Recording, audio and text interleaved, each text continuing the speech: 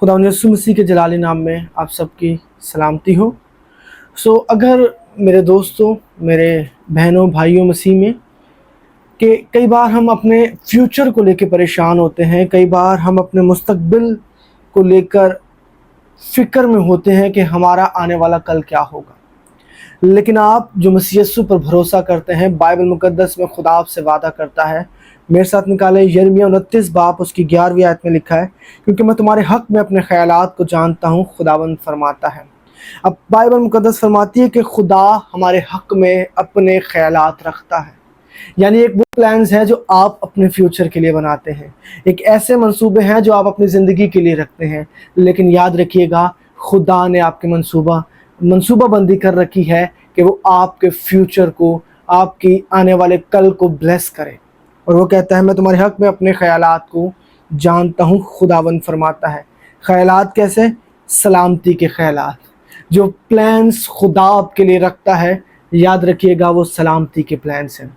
अगर इंसान अपने मंसूबों पर चलकर शायद ठोकर खाए, शायद नाकाम हो, शायद वो हार जाए, लेकिन याद रखिएगा, जो प्लान्स खुदा की तरफ से है, जो प्लान्स खुदा आपकी ज़िंदगी में रखता है, वो कभी भी उसमें खुदा नाकाम नहीं होगा। हमें क्या करना है? हमें अपने आप खुदा को दे देना है, हमें उसको सरेंडर करना है, ताकि खुदा के प्रोमिसेस, खुदा के वादे मेरे और आपकी ज़िंदगी के अंदर वैसे काम करें जैसे खुदा चाहता है, क्योंकि खुदा हमारे लिए सलामती के ख़यालात रखता है। आगे लिखा है, बुराई के नहीं, ताकि मैं तुमको नेक अंजाम की उम्मीद बख्शूं। No evil thought the God has for you. कोई भी बुरा ख्याल खुदा आपके लिए नहीं रखता है। लेकिन याद रखिएगा, अगर हम खुदा की हजूरी से भागेंगे, अगर हम खुदा से पीछे हट कर अपने कामों को करेंगे, तो फिर कोई गारंटी नहीं है कि हम उस काम को कर भी पाएंगे कि नहीं। फिर कोई गारंटी नहीं है कि आपका फ्यूचर कल कहाँ पर होगा। शायद हम बड़ी मेहनत करने के बाद भी नाकाम हो, लेकिन जो ख्यालात खुदा के मेरे और आपके लिए हैं, जो मंसूबे खुदा मेरे और आपके लिए रखता है, बाइबल मुकद्दस बयान करती है कि खुदा हमें नेक अंजाम की उम्मीद देना चाहता है। आपका जो अंजाम होगा, आपका जो कल होगा, आपका जो रिज़ल्ट होगा, वो खुदावंद की तरफ से ब्लेस होगा। खुदा चाहता है कि वो अपने मंसूबे मेरी और आपकी ज़िंदगी में पूरा करें।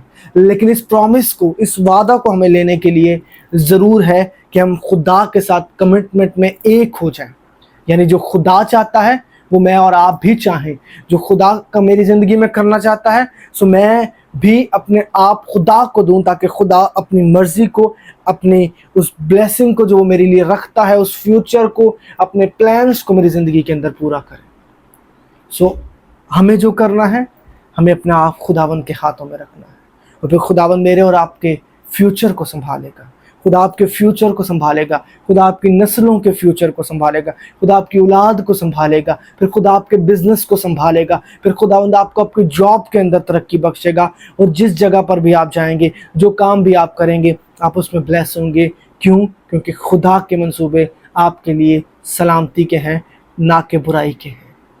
यकीनन जब हम खुदावंद में चलेंगे, जब हम खुदावंद के सपुर्द होकर चलेंगे, तो यकीनन वो हमें ऐसे अंजाम बख्शेगा जो नेक होंगे, यानी गुड होंगे।